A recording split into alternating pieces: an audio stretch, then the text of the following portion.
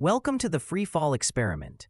Through this demonstration, we will learn how to determine the uniform acceleration of a freely falling object due to gravity, and to validate the calculated gravitational acceleration, g, by determining the instantaneous velocity of the falling object. By the end of this experiment, you will gain valuable insights and achieve the following instructional learning objectives. Measure the displacement of a freely falling object. Test the hypothesis that the acceleration of a freely falling object is uniform. Calculate the uniform acceleration of a falling object due to gravity, g, and determine the instantaneous velocity of the falling object. Remember, it is always better to have a look at the lab manual and understand the theoretical concepts of the experiment before practicing. Get ready to embark on an exciting journey into the captivating realm of freely falling object due to gravity.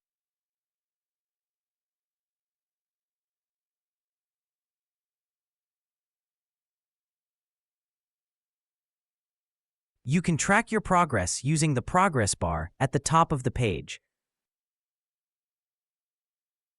In the upper right corner, you'll find the Stages button, which displays all the experiment stages and allows you to navigate to any stage directly. You can click on the Record button to record your results in the results table, which can be shown by clicking on the Results button. You can end the experiment by clicking on the End button, or start a new trial by clicking on the Clear Results button. Stage 1. Determining the acceleration due to gravity.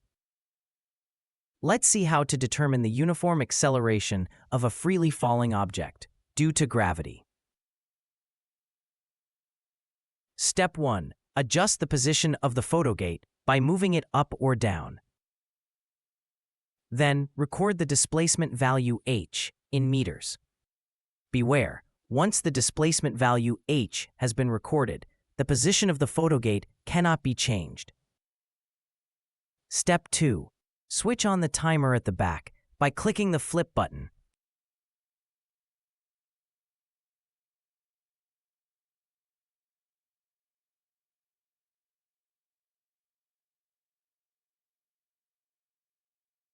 Then, set the toggle switch to the attract mode to activate the magnet.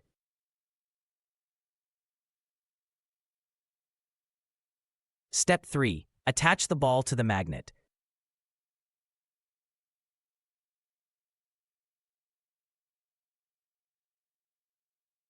For the best view, click on the timer first to watch the ball falling in the side UI. Then, release the ball. Step 4. Release the ball by switching the toggle to release mode to let the ball fall.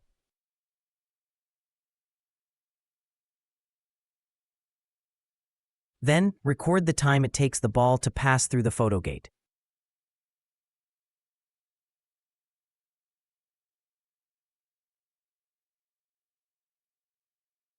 Repeat the previous steps for 3 to 6 different photogate positions.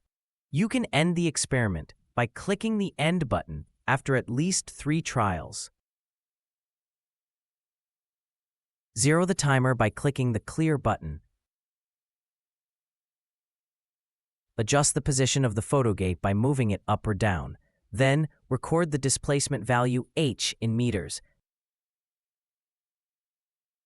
Set the switch to the Attract mode to activate the magnet.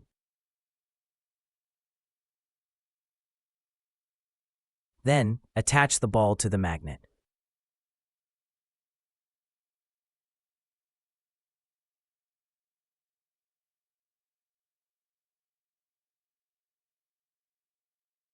Release the ball by switching the toggle to release mode to let the ball fall. Then, record the time it takes the ball to pass through the photogate.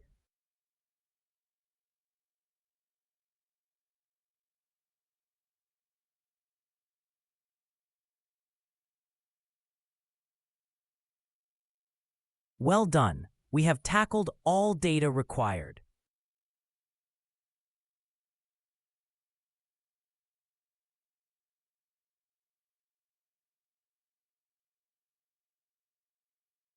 Stage 2. Determining the instantaneous velocity of the falling object. By studying the velocity of a falling object as a function of time, this will provide data that can be used to determine the acceleration and force. At this part, we will use the measurements to validate the gravitational acceleration calculated at Part 1. Step 1. Adjust the position of the photogates above each other with 3 centimeters apart from each other.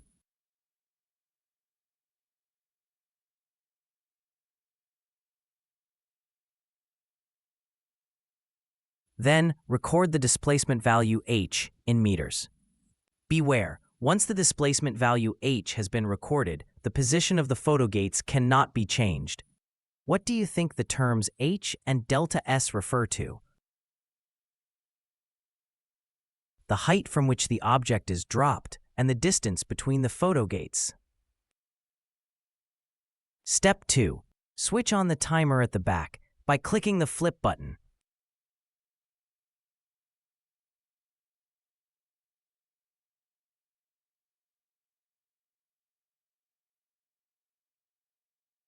Then, set the toggle switch to the attract mode to activate the magnet.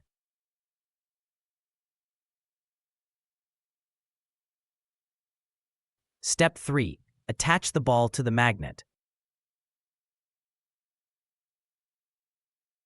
For the best view, click on the timer first to watch the ball falling in the side UI. Then, release the ball.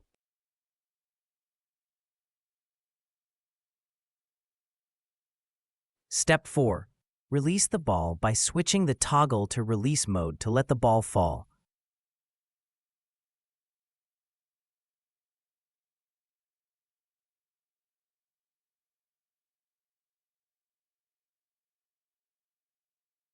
Then, record t and delta t values.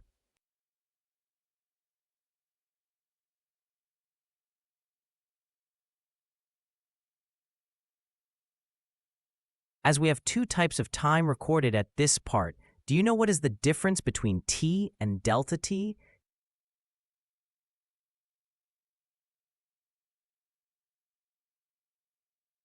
T represents the time it takes for the object to fall, and we use it to verify Newton's law by using the calculated acceleration gravity, while delta t represents the change in time it takes for the object to pass through the photogates, and we use it to calculate the velocity.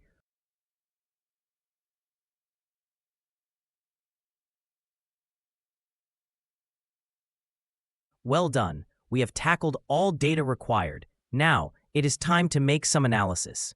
The Excel sheet will be downloaded to your PC. The downloaded Excel sheet is safe to open. Please open the Excel sheet and click Yes. The experiment has been completed.